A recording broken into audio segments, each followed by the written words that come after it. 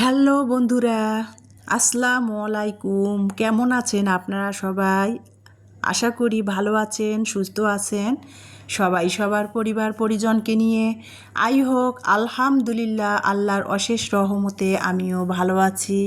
নতুন দিনের নতুন আরেকটি ভিডিও নিয়ে ডেলি লাইফের আপনাদের মাঝে হাজির হলাম আমার ভালো লাগাগুলো শেয়ার করার জন্য। আমি যেহেতু হাউসওয়াইফ, সকাল থেকেই শুরু হয় রান্নাঘর দিয়ে আমার ভালো লাগাগুলা ডেলি লাইফের। তো সেখান প্রতিদিনের মতো তার কোনো আজকেও ব্যতিক্রম না। সকালে উঠেছি, এখন বাজে 7:30 আনুমানিক।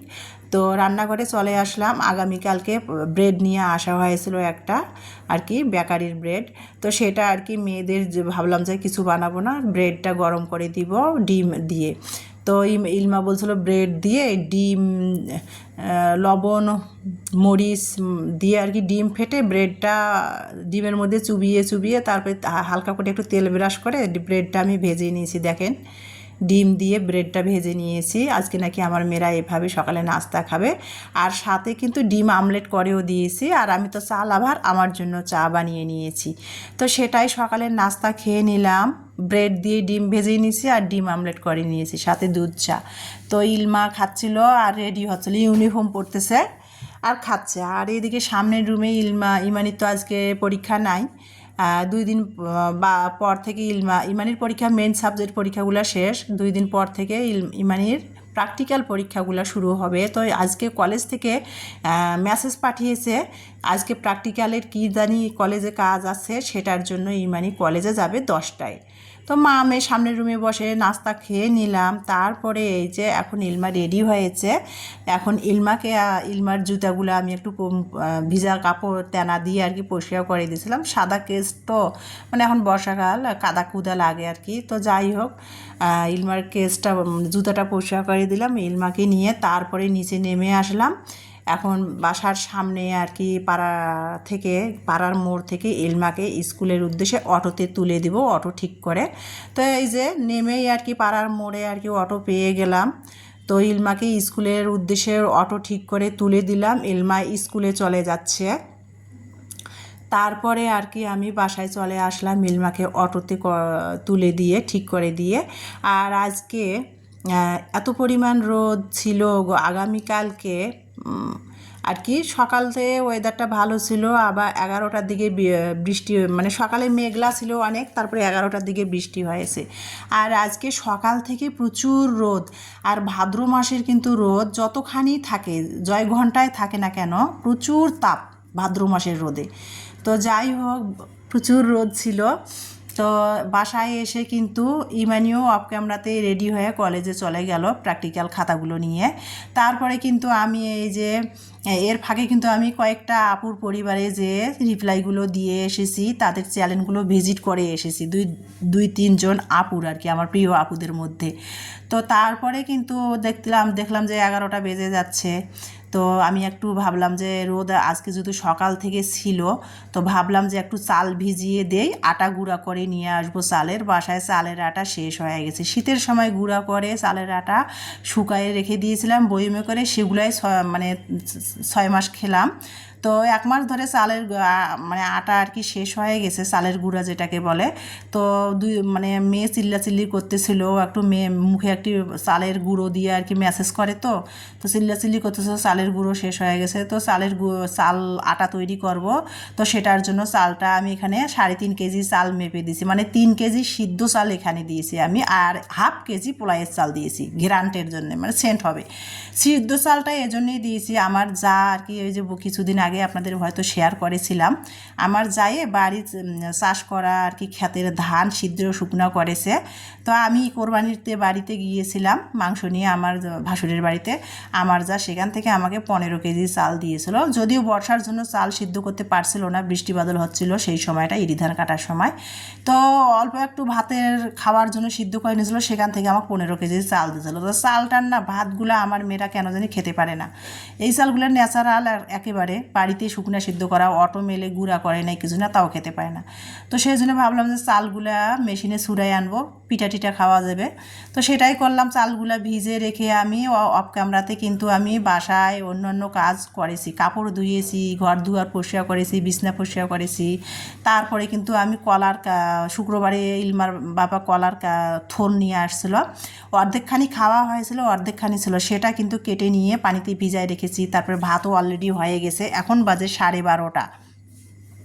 চালগুলো আমি যেহেতু সিদ্ধ চাল 1 ঘন্টার মতো আমি ভিজিয়ে রেখে দিয়েছিলাম, 12:30 বাজে তাড়াহুড়া করে এখন আর কি চালগুলো ধুয়ে পানি ঝরায় প্লাস্টিকের ঝুড়িতে দিলাম। 5 মিনিট পানি ঝরে গেছে, এখন আমি চালগুলো ব্যাগের মধ্যে ভরে আর কি দিনাজপুর বড় বন্দরে চলে আসলাম। এখানে আর কি রেল বাজারের পাশেই বড় বন্দর দিনাজপুর, চলে আসলাম মেশিনে চাল গুঁড়া করার জন্য। হাজব্যান্ড আসছে ছুটিতে চাকরি থেকে, ওকে বললাম যে চাল আটা বাসায় শেষ হয়ে গেছে, চাল ভিজাই দেয়, মেশিনে গুঁড়া করে এনে দাও।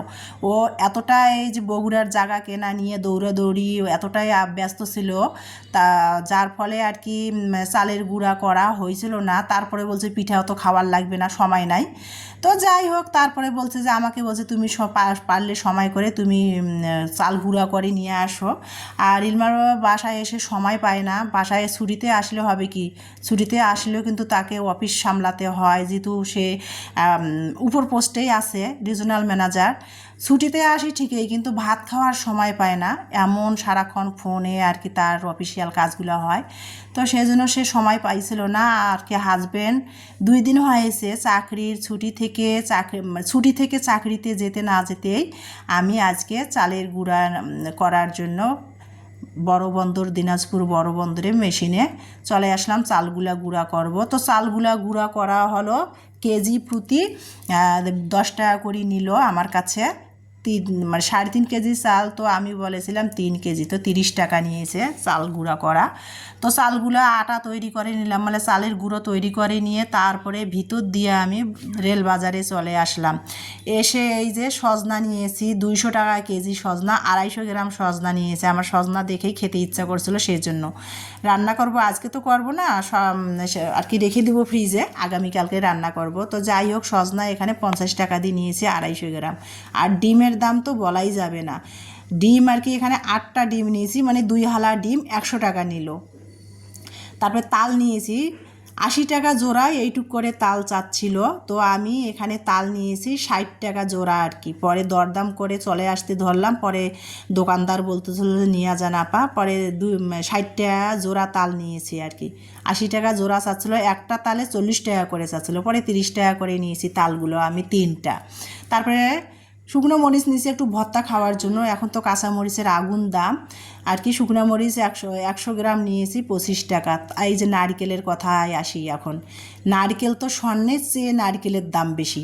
নারকেল কিনতেছিলাম দরদাম করে, আর দোকানদারকে বলতেছিলাম কি ভাই এত কেন নারকেলের দাম, নারকেল তো সোনার চেয়ে নারকেলের দাম বেশি। দোকানদার তাই হাসতেছিল যে হ্যাঁ সোনার চেয়ে নারকেলের দাম বেশি, আমাদের আর কী করার, আমরাও তো ব্যবসা করি। এই যে নারকেলটা দেখতে পাচ্তেছেন, আমি বাজারে অবশ্য ফেটে মাঝখান দিয়ে দেখে নিয়ে আসছি, যদি নারকেল এনে বাসায় যদি আমি ঠকতাম, ভিতরে যদি পচা থাকতো বা সমস্যা থাকতো, সেই জন্য বাজারে নারকেলটা আমি ফেটে চেক করে নিয়ে আসলাম দোকানদারের সামনেই। তো যাই হোক, নারকেলটা 100 টাকা নিয়েছে, দরদাম করে নিলাম নারকেলটা, এটা মাঝারি সাইজের নারকেল 100 টাকা নিল। আর যেটা বড় নারকেল সাইজে বড়, সেটা কিন্তু 150 টাকা, মানে 300 টাকা জোড়া নারকেলের। এই নারকেলটুকু আমি 100 টাকা দিয়ে দর দাম করে নিলাম, 80 টাকা বলতেছিলাম, দিচ্ছিল না, তো 100 টাকা দিয়ে নারকেলটা নিয়ে আসছি। তাল নিয়ে আসছি 3টা, চাল গুঁড়ো করে নিয়ে আসলাম, মেয়েদের পিঠা বানিয়ে খাওয়াবো। পরীক্ষার জন্য তো শ্বশুরবাড়ি বাবার বাড়ি যাওয়া হয় না, তো ঘরের মধ্যে আমি বাসাতে তাল কিনে নিয়ে আসলাম, নারকেল আনলাম, আর চাল গুঁড়ো করে নিয়ে আসলাম, মেয়েদের পিঠা তৈরি করে খাওয়াবো। সেটাও আপনাদের আর কি ভিডিওতে শেয়ার করব যখন বানাবো। তো এই যে এসবগুলোর ভুসি নিয়ে আসছি 80 টাকা শ। রে ভাই কি খাবো। আর আমার যতই আমাকে এসবগুলোর ভুসি তো সকালে আমার খেতে হয়, এসবগুলোর ভুসিটা কিন্তু গ্যাস্ট্রিকের খুবই উপকার করে। তো শেষ হয়ে গেছিলো, 2 দিন ধরে খাচ্ছি না। তো বাজার থেকে ইলমার বাবাকে লিস্ট দিয়েছিলাম, বাজারের আনে নাই। তো আমি এই যে 80 টাকা দিয়ে এসবগুলোর ভুসি নিয়ে আসলাম 50 গ্রাম, এসবগুলোর ভুসি 80 টাকা দিয়ে নিয়ে আসলাম। তারপরে 3 আইটেমের ডাল আনছি, সোনামুগের ডাল 180 টাকা কেজি, 250 গ্রাম সোনামুগের ডাল আনছি। তারপরে মটর ডাল আনছি কি 75 টাকা কেজি, হাফ কেজি মটর ডাল আনছি। কেউ অ্যাঙ্কর ডাল বলে, কেউ মটর ডাল বলে, যাই হোক। তারপরে বুটের ডাল আনছি 130 টাকা কেজি, মানে 250 গ্রাম বুটের ডাল আনছি। 3 আইটেমের ডাল কিনেছি। তারপরে এই যে চালের বাজারগুলো সব ঢাললাম। 2 প্যাকেট কয়েল আনছি, ইলমার বাবা কয়েল নিয়ে আসছে 1 প্যাকেট। তো আমি বাজারে গেলাম, তারপরে আমি আবার 2 প্যাকেট কয়েল নিয়ে আসলাম। 90 টাকা নিল 2 প্যাকেট কয়েল। তো যাই হোক, বাজারগুলো কি কি করলাম সেটা তো আপনাদের সাথে কোনটার কত দাম সেটা শেয়ার করলাম। এখন এই যে চাল গুঁড়া করে যে নিয়ে আসলাম, সেই চালগুলো আর কি এখন চালের আটাগুলো এখন একটা স্টিলের শ্রেণীর মধ্যে, বড় শ্রেণীর মধ্যে ঢেলে দিচ্ছি। যদিও এখানে ধরবে না, এখন আমি সেগুলা কিন্তু অফ ক্যামেরাতে বাজারগুলো আর রান্নাঘরের ফ্লোরে রেখেই, ওই যে বললাম রোদ উঠেছে আজকে প্রচুর, তো ভাবলাম যে চালের গুঁড়া করে নিয়ে এসে রোদটাকে কাজে লাগাবো। তো আমি সব কিছু রান্নাঘরে ফেলেই কিন্তু অফ ক্যামেরাতে আমি চালের আটাগুলো ছাদে রোদে শুকাতে দিয়ে আসলাম। যে রোদ উঠেছে, এখন বাজে 1:30, দুপুর 1:30।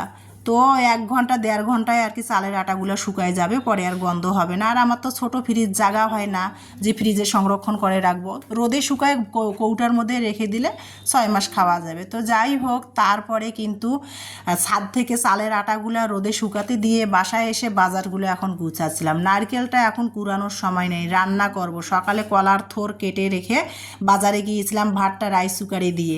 ভাত হয়ে গেছে, এখন কলার থোরটা পানিতে ভিজায় রেখে গিয়েছিলাম, সেটাই রান্না করব শুটকি দিয়ে। যেহেতু সময় নেই, দুপুর 1:30 বেজে গেছে, তো 12:30টায় বাজারে গিয়েছি, আসতে আসতে দুপুর 1:30 বেজে গেছে। তো সেই জন্য ভাবলাম যে এখন বাজারগুলো সামনে যেহেতু ফ্লোরে পড়ে আছে, একটু হালকা পাতলা করে গুছিয়ে নেই, অত এখন প্রসেসিং করা লাগবে না, রান্না করব। ইমানি কলেজ থেকে 2টার দিকে আসবে বলে গেছে, তো তাড়াহুড়াই একটু করছিলাম বটে।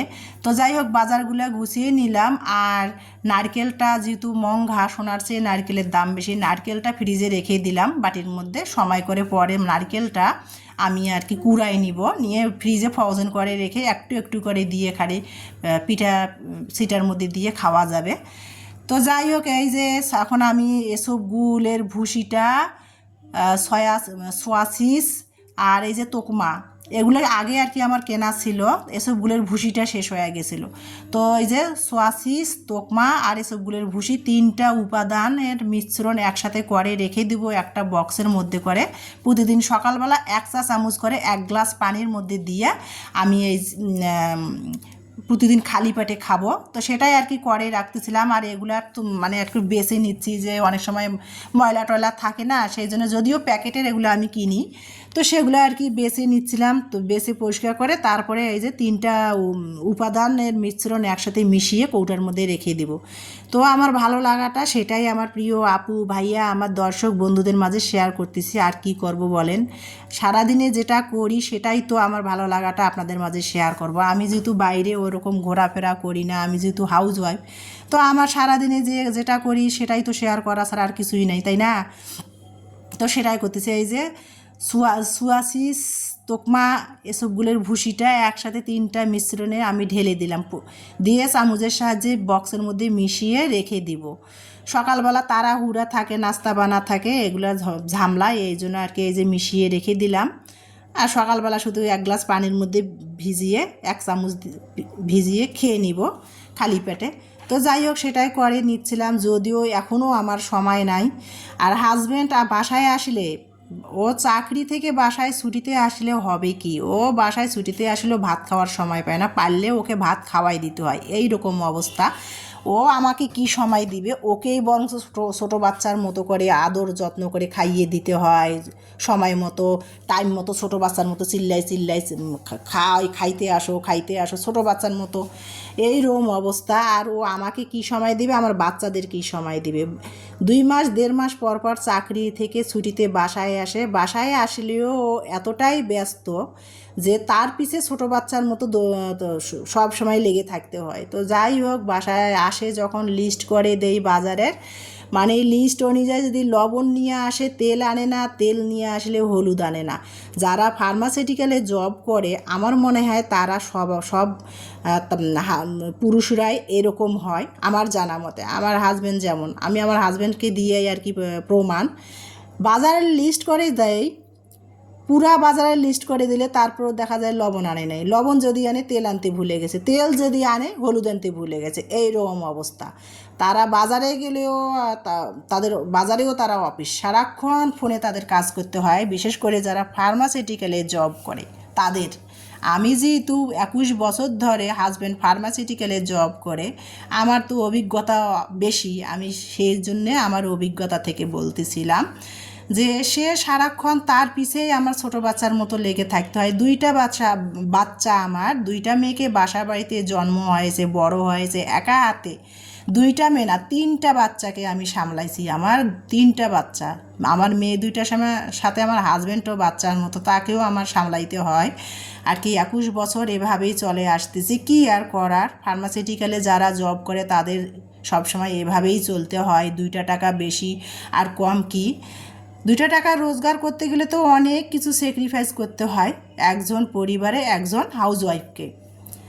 তো যাই হোক, অনেক বক বক করতেছিলাম। এখন কিন্তু এই যে সকালে আর কি আমি যে 12টার দিকে দিনাজপুর বড় বন্দর চালের গুঁড়া করতে আর কি গিয়েছিলাম মেশিনে। কলার থোড়টা কিন্তু আমি ভুজুরি করে, যে চিকন চিকন করে আলু ভাজির মতো করে কেটে পানিতে ভিজিয়ে রেখেছিলাম। ভিজিয়ে রাখলে হয় কি আর কি, কলার থোড়টা কালো হয় না, আয়রন থাকে তো, ভিজিয়ে না রাখলে কালো হয়ে যায়। রান্নার আগে যদি কাটার সময় পানিতে ভিজিয়ে রাখা হয় তাহলে আর কালো হয় না। তো সেটাই করে গিয়েছিলাম। আর এখানে না কলার থোড়ের মধ্যে একটা বড় সাইজের আলু কুচাই দিয়েছি। শুধু থোড় শুটকি দিয়ে রান্না করব, আলুটা দিলে একটু মাখা মাখা হবে, খেতে ভালো লাগবে, সেটাই দিয়েছিলাম। তো আমি কাসকি মাছের যে ছোটো শুটকিগুলো আছে, আগেরে ফ্রিজে ছিল, আবার ইলমার বাবা 250 গ্রাম নিয়ে আসছে। তো ভাবলাম যে তরকারি রান্না করে করে খেয়ে শেষ করে দিব। ইদানিং কেন জানি আমার কাসকি মাছের শুটকির ভর্তাটা ভালোই লাগে না।